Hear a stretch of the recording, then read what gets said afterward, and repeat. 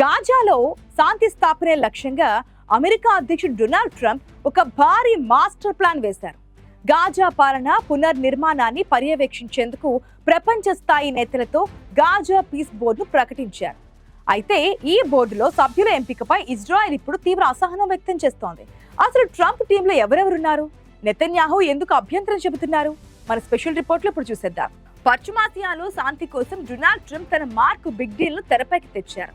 Gaza యుద్ధానంతర పరిస్థితులను చక్కదిద్దేందుకు ఒక అత్యున్నత స్థాయి పీస్ బోర్డును ఏర్పాటు చేశారు.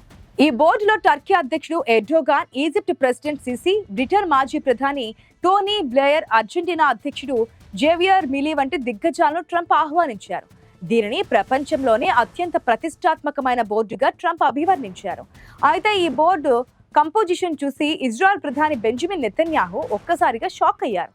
ముఖ్యంగా టర్కీ అధ్యక్షుడు ఎర్డోగాన్, ఖతార్ ప్రతినిధులను ఈ బోర్డులో చేర్చడాన్ని ఇజ్రాయెల్ తీవ్రంగా వ్యతిరేకిస్తోంది.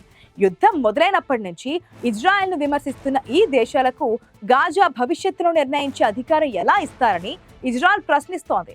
తమ పాలసీలకు విరుద్ధంగా ఉన్న ఈ అపాయింట్మెంట్లను తాము అంగీకరించబోమని నెతన్యాహు కార్యాలయం కుండబద్దలు కొట్టింది. ఇక మరోవైపు ఈ బోర్డులో శాశ్వత సభ్యత్వం కావాలంటే కనీసం $1 బిలియన్ కంట్రిబ్యూట్ చేయాలని ట్రంప్ అడ్మినిస్ట్రేషన్ అడుగుతుందన్న వార్తలు అంతర్జాతీయ మీడియాలో సంచలనం రేపుతున్నాయి. అంటే గాజా పునర్నిర్మాణం కోసం భారీగా నిధులు ఇచ్చే దేశాలకే అక్కడ ప్రాధాన్యత ఉంటుందని అర్థం. అయితే వైట్ హౌస్ ఈ వార్తలను ఖండించింది. డబ్బుతో సంబంధం లేకుండా శాంతికి కట్టుబడి ఉన్న వారికి శాశ్వత సభ్యత్వం ఉంటుందని సర్ది చెప్పే ప్రయత్నం చేసింది. గాజాలోని సామాన్య ప్రజలు మాత్రం ఈ బోర్డుపై మిశ్రమ స్పందన వ్యక్తం చేస్తున్నారు. ఇల్లు కోల్పోయి తిండి లేక అలమటిస్తున్న తమకు ఈ బోర్డు వల్లనైనా మంచి రోజులు వస్తాయని కొందరు ఆశపడుతూ ఉంటే, ఇస్లామిక్ జిహాద్ వంటి గ్రూపులు మాత్రం ఇది ఇజ్రాయెల్ ప్రయోజనాల కోసమేనని విమర్శిస్తున్నాయి.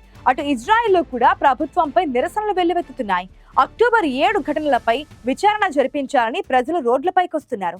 మరి ట్రంప్ వేసిన ఈ పీస్ బోర్డ్ ప్లాన్ గాజాలో నిజంగా శాంతిని తెస్తుందా, లేక అగ్రరాజ్యాల మధ్య కొత్త వివాదాలకు కేంద్ర బిందువుగా మారుతుందా అనేది ఇప్పుడు గ్లోబల్ పాలిటిక్స్ లో బిగ్ క్వశ్చన్.